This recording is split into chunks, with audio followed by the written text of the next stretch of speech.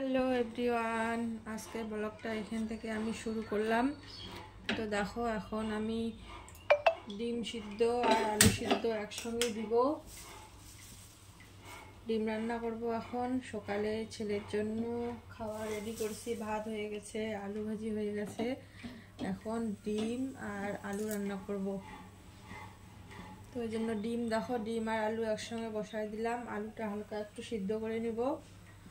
তো কি করে রান্না করতেছি চলো দেখতে থাকো ভিডিওটা। তো বন্ধুরা দেখো, আমার ডিম আর আলু প্রায় সিদ্ধ হয়ে গেছে। এখন আমি নামাই নিব, নামাই নিয়ে ছিলকাই নিব। আর এদিকে দেখো, আমি মশলার জন্য এখানে টমেটো, রসুন, আদা আর অল্প একটু পেঁয়াজ নিয়েছি। এটা পেস্ট করে নিয়ে নিব। আর এইখানে পোস্ত আর কালো জিরে ভিজে রাখছি, এটা ব্লেন্ড করে নিব। আর এখানে অল্প একটু পেঁয়াজ নিয়েছি। তো চলো ডিমগুলো ছিলকা যাক এখন। তো দেখো, আমার মশলাটা হচ্ছে পেস্ট করা শেষ। তো দেখো, আমার ডিম আলু হলুদ দিয়ে মাখানো কমপ্লিট। আর এদিকে কড়াই বসাই দিছি গরম হওয়ার জন্য। এখন সরিষার তেল দিব।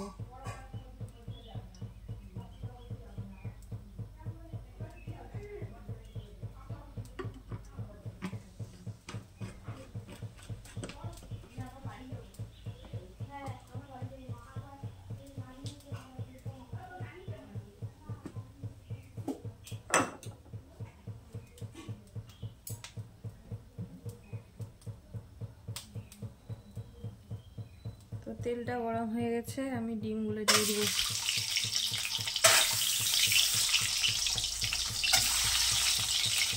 আর তার সাথে আলুও দিয়ে দিব।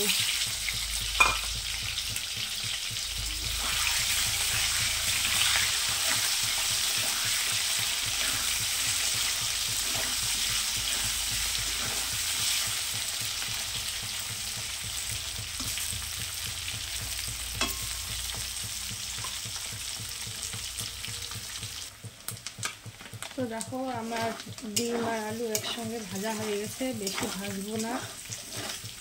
তো এখন তুলে নিব আমি।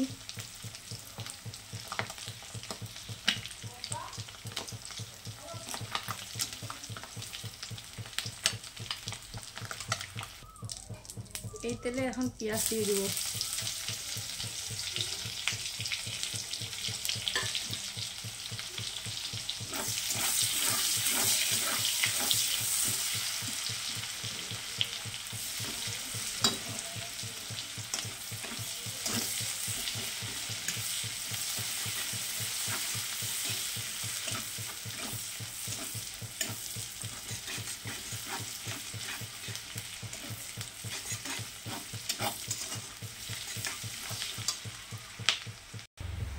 তো দেখো, আমার পেঁয়াজটা লাল লাল করে ভাজা কমপ্লিট। আর আমি যে পেস্টটা করে রাখছি, এটা এখন এখানে দিয়ে দেবো।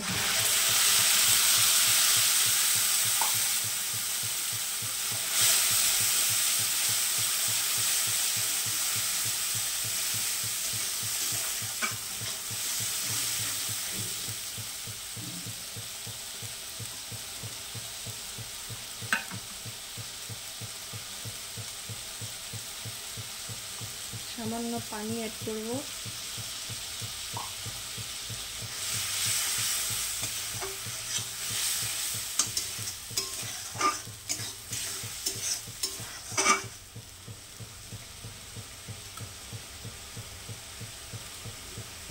এখন মশলা অ্যাড করব। হলুদ গুঁড়া, জিরে গুঁড়া, স্বাদ মতো লবণ, ধনিয়া গুঁড়া। আর ঝালটা তো দিব না, তোমরা জানোই সবাই, আমার ছেলের জন্য আগে তুলতে হবে।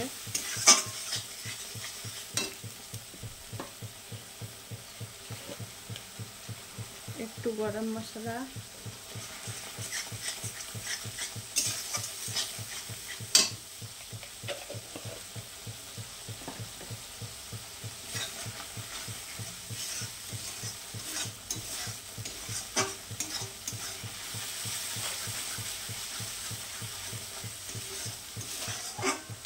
সব ভালো মতো করে মিশে গেলে সামান্য একটু পানি দিব মশলাটা কষানোর জন্য।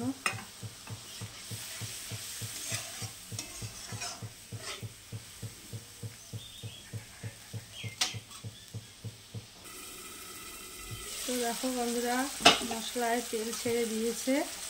এই পর্যায়ে আমি এখন কষে নেব মশলাটা।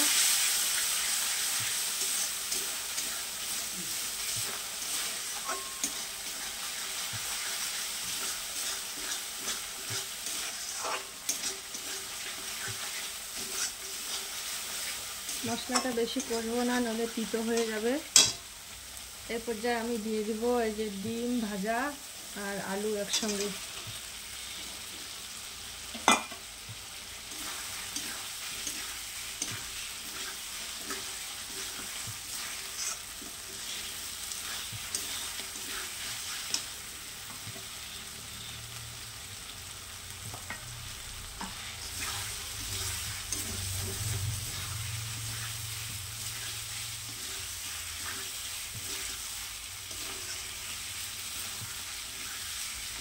তো আমার ভাজা কমপ্লিট, এখন ঝোলের জন্য পানি দিয়ে দিব।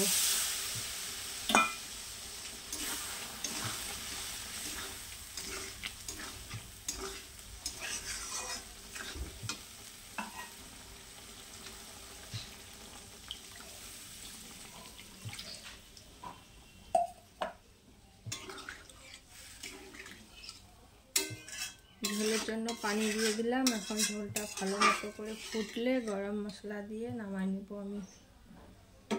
তো একটু ঢাকা দিয়ে দিব আলুটা যাতে আর একটু ভালো মতো করে সিদ্ধ হয়। তো দেখো বন্ধুরা, আমার হচ্ছে একদম ঝোল কমপ্লিট, আলুও সিদ্ধ হয়ে গেছে। তো এখন আমি নামাই নিব, আর গরম গরম ভাতের সাথে এখন দুপুরে খাওয়া দাওয়া হবে। তো চলো, গ্যাস বন্ধ করে দিলাম। তরকারি হয়ে গেল, দেখা হচ্ছে পরে আবার।